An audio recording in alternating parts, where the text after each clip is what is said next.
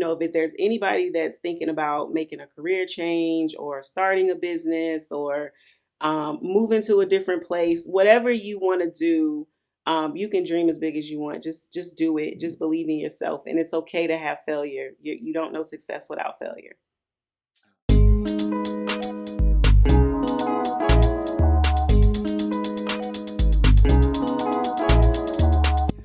Welcome back to the Too Stubborn to Fail podcast. I am your host, Darren Perkins, and we have a very special guest in the building today. So if you haven't checked out the interview with Ashley Waddington, amazing interview. We talk about mental health a lot in it. We're actually going to continue that conversation with her business partner, Lanita Jefferson. How are you doing today? I'm great. And you? I'm great. I'm so glad that we were able to finally get on each other's schedules. Yes. It was a lot of obstacles we had in the way. One of them being COVID. Mm-hmm. We talked a little bit about it off camera. Mm-hmm. But it's just a lot that goes into it. And even after the negative test, you're still dealing with some of that. Yeah. So I'm glad that we're both healthy enough to do the interview and we could finally get on each other's schedules. Yes. Another reason why today is so special is because this is the 25th episode. Congratulations. So thank you. It's been a long road. Got a long way to go, but I've enjoyed the process so far, and I'm honored that you agreed to be on the show and be that 25th episode. I mean, you didn't know that, but right. But hey, that's gonna make it that much better of an episode. Always gotta find a reason to celebrate. Always. Before we get into it, make sure you like, comment, and subscribe to the channel. We appreciate everybody.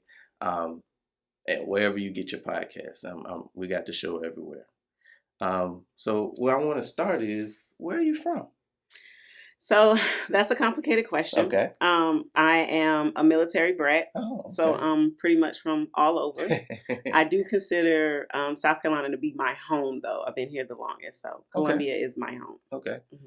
And how long have you been here in Columbia? I've been here for, to be honest, well over 15 years. Outside of that, I live in Cali. Mm-hmm. All of my family's in New York, so New York is like my roots. Yeah.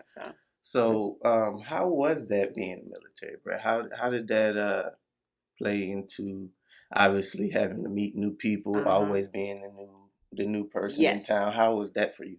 It just became second nature. Mm-hmm. I know that I don't have a problem being a new person. Mm-hmm. I don't have a problem trying to make friends. It was amazing being able to be around so many different cultures and live in different places. Like I lived in Germany. I just had a lot of experience, I think, with just people in general. Okay. Yeah. Okay. And then would it be fair to say, it seems like, the short time that I've known you, that you are pretty outgoing. Do you think that had anything to do with it? Absolutely, because you are the new person all the time, and you know how it is being a new student, and everybody already has their cliques, and the people they hang around, and if you're an outsider, they can test your gangster a little bit. So yeah, I think that just came with it. Like I just had to kind of be that outgoing person to be, I guess, accepted at that time. But now it's just me, it's just who I am. And what would you say? What kind of effects did all of this have on the mental side? Like what did you have? Did you have to deal with any mental? I guess just coping. How did you cope with that? With like being like the new person. Yeah, moving. I think at the time it was just good that like I had my siblings. So I think that helped. I had older siblings, so of course they were protective and things like that. So I think that helped. Yeah, I don't think I really technically had a coping skill, but just to learn to be comfortable with me. Gotcha. Yeah. Gotcha. That's good. Did you ever remember having, how was the relationship with your parents? Were you able to, was it like an open line of communication, or was it more of a do as I say and not as I do type of situation? I think when I was younger, it was a more do as I say. As I've gotten older, the funny thing about the military, especially when you have like my mom and dad, my dad went into the military when he was 18. Wow. So he was in the military all the way, I guess, up until my age, like 36, 37.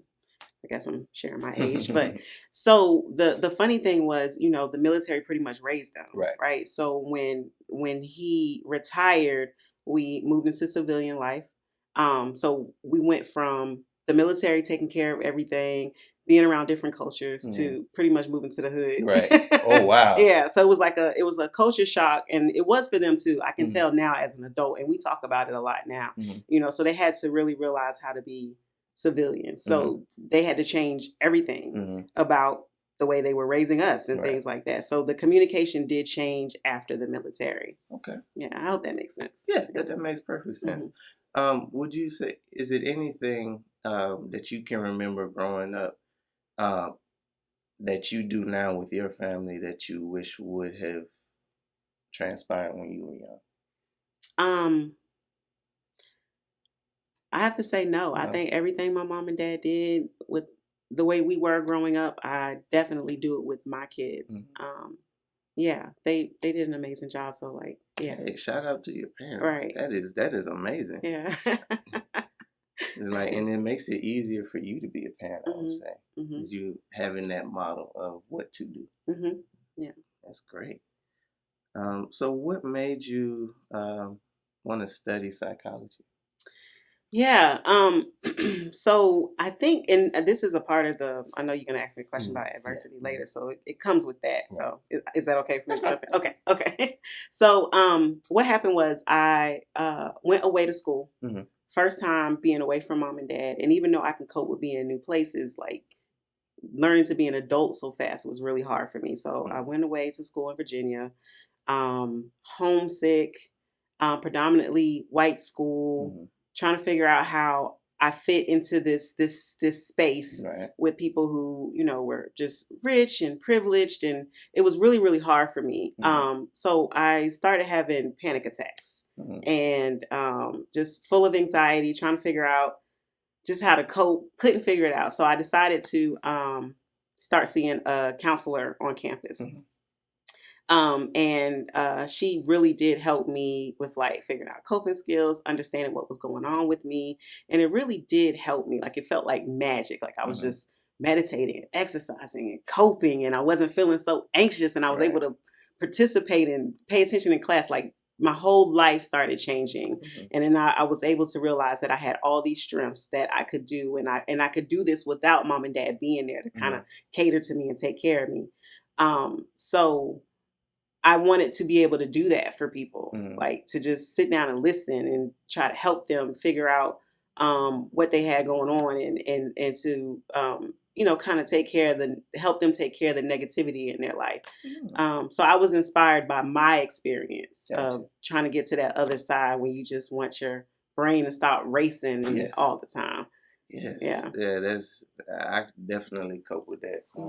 And college, I would say in itself, even if you didn't go through that specifically, it's a huge change. For most of us, that's our very first time being completely on our own. Like everything, we were so used to, all the way up into the 12th grade, everything being basically told what to do. Yes. And at that point, when you go off to college, it's up to you to go to class. So that could be a huge culture shock, and just a huge shock in general, that everything now is on you. It was definitely a culture shock. Yes. Did you have any tips for anybody who may be going through that now? Like how would you suggest they go about finding help? Yeah, there's so many ways. Of course, we're in the age of social media, so you can always go online and find something. I'm not a big fan of the TikTok therapists. Some of them are good, but you got to be careful where you get your information from. But you can do psychologytoday.com. Sometimes just asking a friend. I think that mental health is becoming so mainstream that you might not even realize that your friend is already seeking therapy or have had the experience of therapy. But definitely just Google what you're looking for. Other than that, like if you are a student on campus, or even through your job, everybody has benefits through their job where they can get a couple of free sessions. So sometimes it's just opening up your mouth and asking for help, which is a hard thing. That's the hardest part. That's the hard thing, right? So if you can't do that, if you're not at that point in your life of asking for help, definitely just Google therapists in your area. That would be a good place to start. So what is your area of expertise? Yeah, so right now I do a lot of grief counseling. Okay. I probably do that about 75% of the time. I do have some background in trauma, so I do a little bit of trauma. Mhm. But the type of clients I see are predominantly Black women who are working, Mhm. and they have grief, anxiety, depression. Mhm. So that's that part. I'm working on bringing in a different kind of technique Mhm. to mental health. So I am working on incorporating rap therapy into mental health. Really? Yeah, so that's going to be my specialty as I work through that process. So Wow. Could yeah, you kind of touch on rap therapy a little bit? absolutely. What do you mean by that? Okay. So rap therapy is it's about 20 years old. Mhm. And it was created by a psychologist named Don Elligan. I can't remember what university he was at. But basically, what he did was he wanted to figure out how to get um, a rapport built with youth, predominantly Black and Latino youth who were at risk. Mhm. People who were kids who were getting kicked out of school, kids that came from horrible backgrounds and were having a hard time, just doing the right thing, pretty Mhm. much. So he researched different ways to try to build that rapport with the youth. And if you don't know, most of our about 90% of our population listens to hip hop and rap music, regardless of Mhm. what you look like. Mhm. So he decided to try to use hip hop and rap to build a rapport and to try to understand, where the youth was coming from. So it worked. Mhm. So he created rap therapy using cognitive behavioral skills. Mhm. So when I say cognitive behavioral, that's more so of how a person looks at themselves versus how they look at the world versus how they look at others. Mhm. And he added that into social learning theory. And social learning theory is on the lines of, um, to be honest, I think Tupac says it best, like being a product of your environment. Mhm. So he put all of those aspects together and created rap therapy. So what I do with it is I use hip hop and rap lyrics to promote mental health, build rapport with clients, in order to bring more Black and African American people into counseling. I like that. Mhm. I like that. How has that been going so far? It's been amazing. So this summer I did a pilot study to see. I created a manual Mhm. on how to use it, and some things to pull out, some aspects of the lyrics to pull out for people to think about. So I'm trying to give like an example real quick because I know it's kind of difficult to talk about this way, but so basically, I'm looking at the well-being of Black college age men right now. Mhm. So how they're doing overall. There's not a lot of research to show that mental health is focused on just how Black men are doing Right. outside of um, diabetes and getting locked up Mhm. and HIV and homosexuality. It's just how you doing. Right. That's it. So that's what I'm looking at. So we'll look at lyrics to see how a client can relate to them. Mhm. Do you find coping skills in hip hop and rap? How do you use it? Does it help you get up and go to work in the morning? Does it make you feel better when you're sad? So things like that. So I'm creating a manual and I wanted to test it out to see, if there's anything I need to add, how people will respond to it, that type of thing. And it's been amazing. So I had Wow. 5 participants that agreed to do it for free. Mhm. And the response has been amazing. And out of those 5, and they were okay with me sharing this, out of Mhm. those 5, 4 of them have decided to continue therapy somewhere. And Nice. none of the participants had ever been to therapy before. That's huge. That's amazing. That is huge. Hmm. And I'm glad you said that because I did want to touch on the state of mental health within the Black community in general. Hmm. Where would you say it is now compared to the past 10 years? Hmm. Where would you say the state of Black mental health is in general? I think that it's getting better. And I have to be honest, I really do think it's because of media outlets like rap and hip hop. Mm-hmm. Even R&B music, I really think is better. I think that this generation here, they're just more in tune with their emotions Mm-hmm. and being okay with being vulnerable. Right. And you can just see a shift in the younger generation. Mm-hmm. So I think that it is changing. There's still a lot of work to be done. Their studies show that during the pandemic, suicide among Black men went up 60%. Wow. That's a lot. That's too much. Yes, that's a lot. So there's a lot of work to be done. But it is changing. The conversation is out there. People are being more open to it. So what it does, though, it does take some creativity to get people in, and it really takes us looking at, okay, well, what do Black men need? How are they coping if they're not coming for mental health therapy? Which we know why. We know why Black men kind of don't come in for mental health or physical health. Right. So we get that part, but it really does take professionals to say, all right, we have to look at this. How do we get Black men in to kind of decrease some of these disparities that are going on in the community? Right. And I think a huge part of it, just speaking from me personally, we always tend to think of it, have a negative connotation on therapy in general.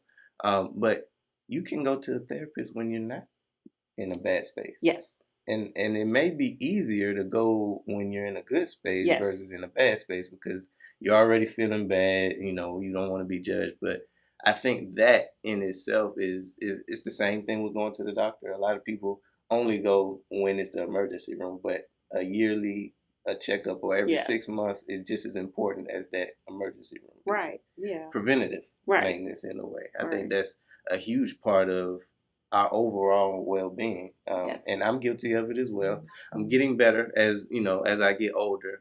But it's just, for whatever reason, it's just easier to ignore a lot of that stuff. Yeah. And I think that's why my research is so important, because it's just the well-being. Just come in, just talk, chat. How you doing? Yeah. Just, make sure your brain is in a good space. Right. That's it. But helping to get over those myths, and well, some of them aren't myths. Some of them are really bad things that have happened in our community when it comes to healthcare. But I guess just recreating that conversation with people, and making sure that they're comfortable when they come into therapy. That makes a lot of sense. Hey, I'm loving this interview so far. We'll be right back after these endorsements.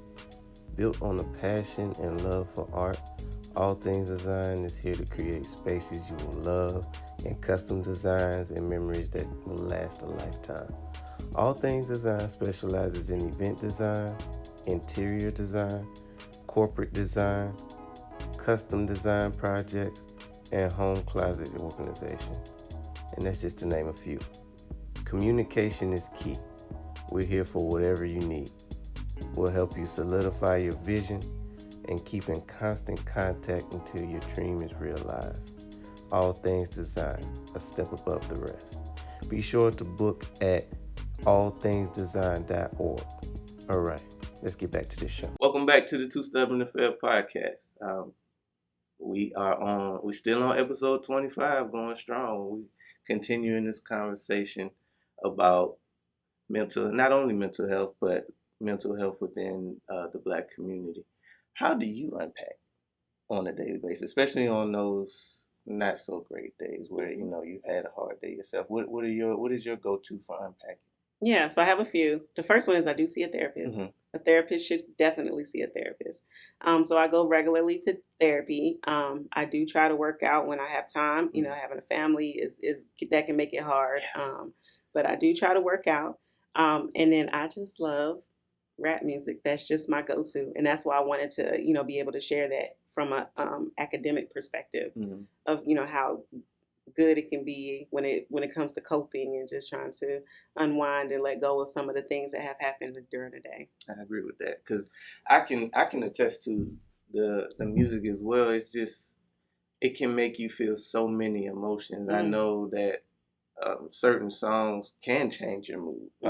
Maybe not immediately, but just maybe just riding in the car for 15 minutes listening to your favorite playlist, that can change your whole mood. Yes. Because sometimes you just need that time to yourself where you're not a husband, you're not a wife, a parent, you're not a child. Any of the things that we associate ourselves with, at some point you have to detach from that momentarily, just to make sure you are okay. Yes.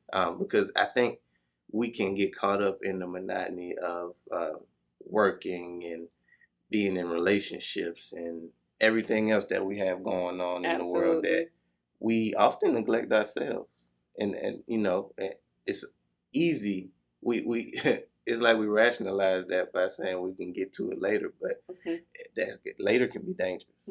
It's something that we really need to do every day at some point, even if it's 15 minutes. Just take that little bit of time to have that coffee or listen to that podcast or listen to that song. You know, it's something that we have to continue to work on. And it's easy to forget about that. Yeah. And that's something that I stress with my clients too. You know, we always try to say things like, I'm trying to find a balance. That the B word is a curse word in here. It is. You can't use balance because we're always going to be trying to find a balance. Always. We never. So it really is just showing up for yourself every single day. Just get up. You know what you need to do. Just show up every single day. That's all you have to do. And that's what I had to do is, even if you're busy, you have to find some time. For me, I made it where I have to wake up at 4:30 and go to the gym. That's the only time that I really have. So I had to utilize that, you know, and sometimes it does take sacrifices. Obviously, nobody wants to be up that early, but I find that we always we will make time for the things that are most important to us. We just need to make ourselves part of that. Oh, yes. I feel that. Yes. Yeah, I agree. So we did touch a little bit on how we were introduced through Ashley. How did you meet Ashley? This is funny. So we met at in grad school. We were getting our masters together at the School of Medicine at USC. And we had a class together, and I remember she used to just always sit across from me, and I just thought she was so cool and smart with some of the things she would say. You know how her, she's just so spunky and full of energy. She's just really good people all over. So anyway, I was just at a point in my life where I'm just like, do I really need new friends? So I'm just like trying to ignore how cool she was and stuff like that. And I would go home and talk about her. And he was my boyfriend at the time, but my husband was just like, just say something to her. And I'm like, okay. I'm a Pisces, so I love hard. And so I didn't, I was just trying to figure out, how that would fit. Right. But anyway, so we started talking, and it was just like besties at first sight. And then we went on a double date, and we just stuck together now. Now we're here. I can say that Ashley's personality does wear on you. It's like, even if you don't want to, because I'm similar situation at the gym. I'm just here to work out, not really here to make friends, but just her personality is infectious. So at some point, you just gotta go ahead. Just go ahead and introduce yourself. But that's cool. So you have known each other since college. At what point? So all right. So you go through college and you decide to pursue professional careers in similar fields. What was that process like for you to go to graduate? So I think like midway through the program, I knew that I wanted to open up my private practice. I was working at other private practices. I love the freedom, the creativity. I just knew that this is something that I wanted to do. So after we graduated, Ashley and I pretty much followed each other around. Like we worked at the state together. We worked at a private practice together. We just followed each other around. And I had been trying to convince her and talk to her about opening up a private practice. And she told me no for a little while. And then one day I called her and I'm like, look, I'm doing this tomorrow. Are you jumping in or not? You need to sleep on it. And so she just was like, let's do it. But it was a cool process. I think that I learned a lot during that time, like I guess about myself, and like how much motivation and how much let me just back up. How much motivation you have to even make these steps to be an entrepreneur, and how scary it can be. And the other side to it is how many people are scared for you. So they really try to, pushing that fear push onto you. their Yeah. fears onto you. Yeah. And I think that's why it took me so long to get started. I wish Mhm. I would have done it sooner, but I think I had to go through kind of those growing pains of Mhm. learning to not listen to other people, learning to follow your dreams no matter how big they are. Just and just learning to take a risk on yourself. It makes a lot of sense. Mhm. So you get to this point where you decide to go into business together. Mhm. What was that like? Just being able to, officially. I know you talked about calling her, just Mhm. making her do it, but what was that process like of going into business with a longtime friend? Mhm. How was that for you? I know that people shy away from that, Mm-hmm. don't do friends, don't Mm-hmm. do family, but it's really been amazing. And I think it's because we just vibe Mm-hmm. so well. And I can tell Ashley my dream or my vision, and it's like she can automatically pick up on what it is and we can just run with it. Mm-hmm. So and not to say that we are always on the same page. Sometimes she might feel a different way about something, but I think us having open communication, and maybe that comes from our training from being therapists, Mm-hmm. but being able to talk things through and being able to accept each other for who they are, and then just having each other's back, it's just been like a slice of cake. It's just Mm-hmm. been so easy. Like sounds like you have a true partnership. A Yeah. lot of people don't really dissect what that means to being a partner, like a Hmm. 50-50 type thing is having those honest conversations with each other. Hmm. Like you said, y'all don't always necessarily see eye to eye on Right. everything, but finding that common ground, Yeah. because y'all own a business together. Hmm. That's Hmm. that's not Hmm. that's not anything that sneezes at. So I understand that, even during the pandemic when it first hit, that things were rough for everybody. But because of the state of mental health, not only in our community but worldwide, I understand that business actually picked up quite a bit for y'all. Man, it was crazy. And so it's bittersweet because I know that the whole world just went upside down Right. with COVID, and I Mm-hmm. know so many people lost their lives because of it.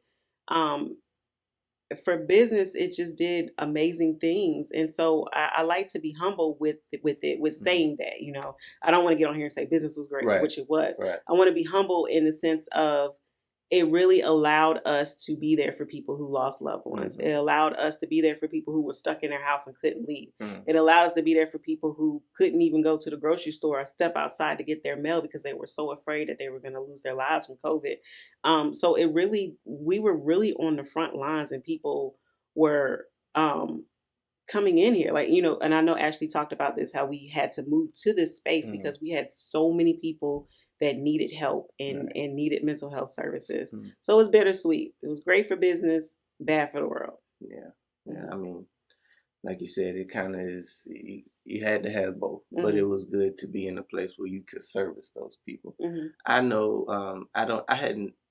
As far as my immediate family is concerned, we weren't necessarily affected by COVID negatively. Actually, I didn't even catch COVID until the top of this year. Yes. But I'm just speaking from my perspective. We actually being locked in was with my wife and family was great for us personally because we didn't have the sickness, so all we got a chance to focus on each other. Yeah. That's when we were able to throw ideas around, and I launched a podcast and Yeah. things of that nature where it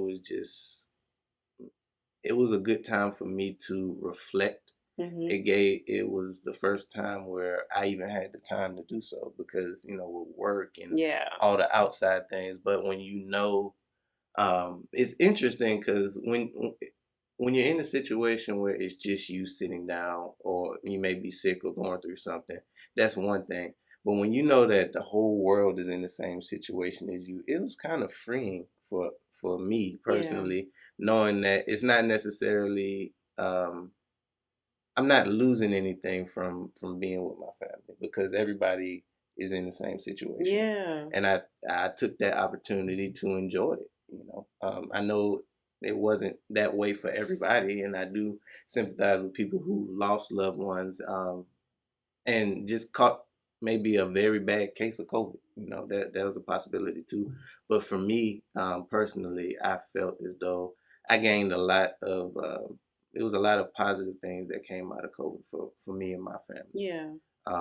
And most of it is I can attribute that to, first of all, loving the people that I'm around, being in a good space mentally. It wasn't like I was, I guess, hiding or coping in any way. So I can say that my mental health was good before COVID, so that allowed it to be good during that process. So I mean, that's a blessing. Yeah. I'm not saying that to brag. It's just I've always felt like I was in a good space. But even me, I can say that I'm guilty of not seeing a therapist in times like that, where like I said, we talked about it earlier. Just because you're not feeling bad, that doesn't mean that you don't need to talk to somebody. Right. And as a man, I always have felt as though I was always raised to, be that provider, be the strong person in the household. I'm always, the first line of defense for everything. And it kind of comes, like unspoken, that we don't talk about that. We just go through it. And that can be dangerous within itself to hold certain things in, especially when you don't have an outlet. Right. Yeah. And just culturally, I know why we do that. So, but also culturally, it hasn't been working. Yeah. For the large majority of us, no. Yeah. But to get back, let's see. Do you have any tips, just to touch back on the going into business with a partner? Do you have any tips for anybody who wanted to go through that line, who they're thinking about going into business with a partner, not necessarily somebody who's as close as you and Ashley are, but just in general? Did you have any tips for anybody in that space? You have to find a business partner that you can trust. So when I think about a business partner, and this is just me, I really think about like a marriage, right? Partnership. It's a partnership. So I know Ashley and I joke all the time and say, like we're married, but you have to have someone that you can talk to and be open with and trust. And if you can't have trust, and if you can't be 100% with that person, then that's probably not the person that you need to be in business with. Because again, I think when you get on this side of business with us growing so fast, being so big, there's just a lot of outside things that could really affect your partnership, even in your marriage, so being comfortable and being secure within your relationship with your partner is, I think that's bottom line what you need out of everything. And then somebody that can just see your vision. Right. And I think if you have those two things, you probably are good. It makes a lot of sense.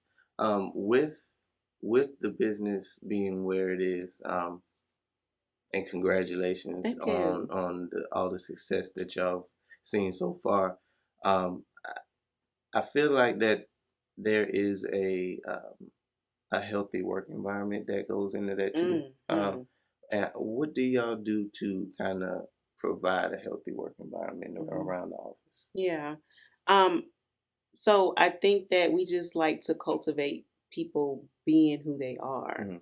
And really meeting our staff where they are, and again trying to see their vision too, but pushing them to be okay with dreaming and pushing them to be okay with open communication. And of course, what I am realizing and noticing now, being in business 3 years and having staff, is that when you have that label as a boss, people still have like their reservations of coming and talk to you, money or just anything. They still have their reservations, even though you really try hard to just be an equal with them.